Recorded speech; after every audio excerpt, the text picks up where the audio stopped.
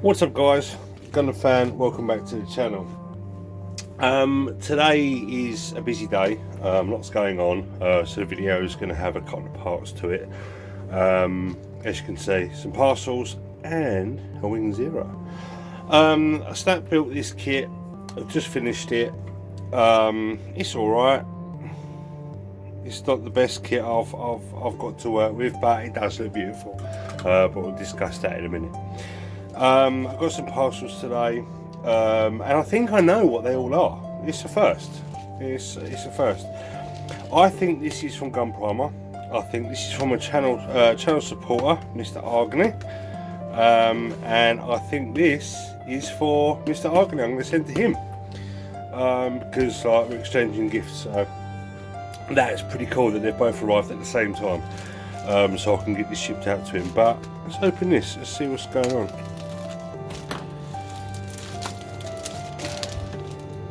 And I said I don't want to damage anything. Yes, joint guard by Gunprimer. Okay, cool. Okay, these are little strips that you put on ball joints or pegs or slots, and it sort of takes up the tolerance and then it stiffens up the joints for you. It's that simple. Go on their website. They're not terribly expensive, and you get tons of them. You get so many pieces. Two lots. You get 2 times the size by X amount of rows. So you're good to go for perfect grades, high grades, all sorts. See, you put them over the pegs, slots, put them over the ball joints, over you know, pieces where like crests are going to need a crown, or on flaps or whatever. And I got this kit specifically to try out on this ball joint, which I'll probably do a review in another video. But this is I've been waiting for that. Not necessarily all kits, but you know, you do get some kits which are a little bit loose. Not this one. I just picked this up just to check, but this is really nice. But there are some kits like the Wing Zero, for example. The head is ridiculously loose, so loose, it's crazy. So I might put one in the ball joint in the head, because the head doesn't. Anyway, I'll get to that in a minute. It's not perfect. But opening this up, he's upgraded his machine, and he's sent me some RAM. It's the same RAM as what I've got. It's 3200 megahertz, which then gets boosted up to 36 megahertz, 32,000 megahertz. Oh no, he's bought the 2x32 kit, but this is the 2x8. Now I've already got 16 gigs, so this will just double my RAM, so I'll get 32 gigs. So it's really nice of him. He didn't have to do that, but he sent that to me. He said, do I want it? Because I was going to buy some RAM. He said, don't buy any RAM. Reached out to me and he said, do you want some RAM? And I said, yes please. So I can do a little bit more editing and other bits and pieces. A lot more RAM doesn't necessarily give you, it doesn't, if you're gaming or just generally using your PC, you're not going to get the best out of it. But if you're rendering or doing anything like that, you know, the CPU might struggle a little bit if you haven't got a decent CPU. But more RAM does help. Especially if I upgrade my CPU, I've then got the RAM in hand, so it's all good. You know, a little bit of tech talk there. This is not what the channel's about, but you know, anyone out there knows about computers nowadays. Everyone's an expert. And this one here, oh yeah, this is what I was hoping it was going to be. But it's in ridiculous packaging. I got this from Plaza Japan. They're great guys over there, and their postage is really reasonable. But I think I got this one on eBay. Not eBay, Amazon. I think this was 20 quid on Amazon, free postage. The box is a little bit damaged, but it's fine. It's shrink wrapped. And this is the Ogre GNX, Ogre's mobile suit from Build Divers, I believe. Yeah, Build Diver, yeah. I've not seen the show, but I think core Gundams are to do with Build Divers, so good guy, bad guy, I'm not sure. I don't know. But this is a gift for Argni, the delator. He said he didn't need any more kits, but I showed him the kit and he was like, yeah, that looks awesome. So this is going to be on its way to you, buddy. I'm not going to open it up, I'm going to keep it in the package. I have ordered another one of these for myself, so I will do an unboxing and build it up, and it just looks awesome. There is a shine, so I'm hoping that will focus. That just looks sick. Like I say, I don't know anything about the kit, anything about the origins, anything about it. I just saw the model kit and I was like, I want that. Don't care, want it. That's going to look awesome. Anyway, that's what's arrived. I thought I'd share that with you guys. Now I can move on to the more. Let's focus. Let's move on to the meat and bones. Right, getting on to the main topic of the video. The Wing Vercar, the Wing Zero Custom Vercar EW, whatever you want to call it, is by far one of the prettiest kits I've had my hands on. Got it from the guys over at Kuribo. I did a what's in the box video, and I linked their store on there, so go check that out, one of the other videos. But it's all snapped together. I built it barring a couple of the display pieces for inner atmosphere mode and air entry mode or whatever.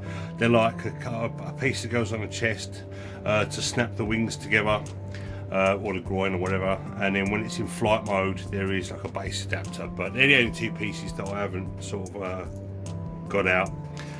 Both bunker buster rifles are complete. The shield's complete, but it isn't without its issues. Now, you know, anyone that knows about it, the chest pieces are a moulding failure and they just fall out. There's no peg, there's no tension, there's no nothing. The joint guard system might work, but they go in and you've only got to just tap it and they fall out. There's no tension there whatsoever. The head, because it has no inner frame, it's just a clam that sits on a ball joint, so as you can tell it's very loose. The hands, although they're a really nice peg system, which I like because of the interaction of the hands, so when you're swapping out the actual base hands, because also the tolerance of the wrist is really tight, to the point where you got to pull it out, I'm afraid of pulling the ball off. So having the hands in there and swapping just the fingers out is great, but you go to do anything, move the hand or whatever, and the fingers pop off and it's a right pain. But once painted, hopefully the tolerances will tighten up. It won't be too much of a problem. And once posed, I'm going to pose it and that's it. I'm just going to forget about it. I'm going to play about with it. So as an action figure, if you want to play about and pose it, it can be a bit of a hand grenade, especially like the wrist pieces. These pieces pop off real quick when moving the arm guards up and down. And you've got this little piece in here, which is a right pain. This transform. Whoa, there we go. Made a jump for it, and yeah, it just doesn't want to stay on. But like I say, with a bit of paint, with a bit of glue, once it's all built up and everything, I'm sure it's going to be fine. But out of box, all snapped together, it's a bit of a ball ache. Making sure the pieces stay where they want to stay. And again, oh man, I don't want to touch it just in case something else falls off. The artwork, the sculpt is amazing, but it doesn't have a complete inner frame.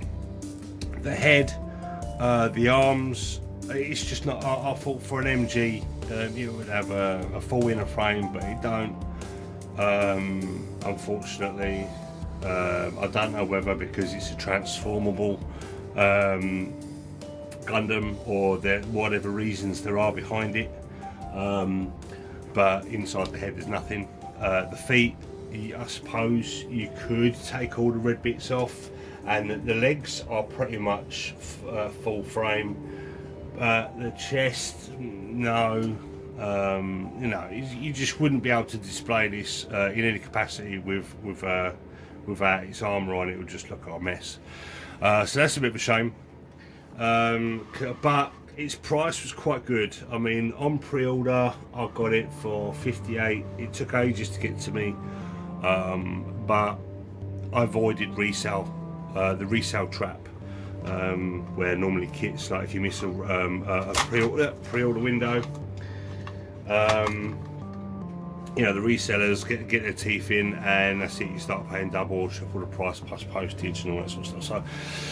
So I finally got the kit, and it's a bit bittersweet really, because I was expecting the kit to be the bollocks, you know, the be all and end all. It's Kotoki, his work is really good, but I'm about 70% satisfied with it. But like again, once I painted it up, I'm hoping that it all changes, and I might display it in the bunker buster shot mode, and just be done with it, and then move on to the heavy arms. I've recently purchased the heavy arms wing, Death Side of Hell. It's an older kit, but I got that for about 48 postage, so that was pretty cheap. And now I'm going to have three of the team. So yeah, it's the ball's rolling, and I am surrounded by backlog. But I wanted to wait for the Wing Zero to arrive before I started doing any painting, any modifying, because I want to do some panel lining to this and some scribing. But I wanted to get this kit built up and out of the way, and then once I get this done, I've got the momentum to do other kits.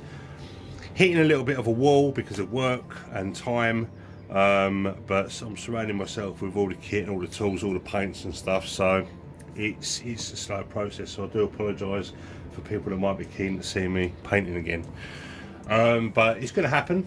You know, with time constraints and life getting in the way, you know, these videos are a little bit more of an update on what's going on in the world of GundamFan, rather than actually any sort of tangible content with any works being completed. So thanks for your patience, and if you like the video, give us a like, you know, hit the like button, be sure to subscribe, hit that bell so you're notified of any of the further content I bring out. And as always, I really appreciate you guys, and I will see you in the next one.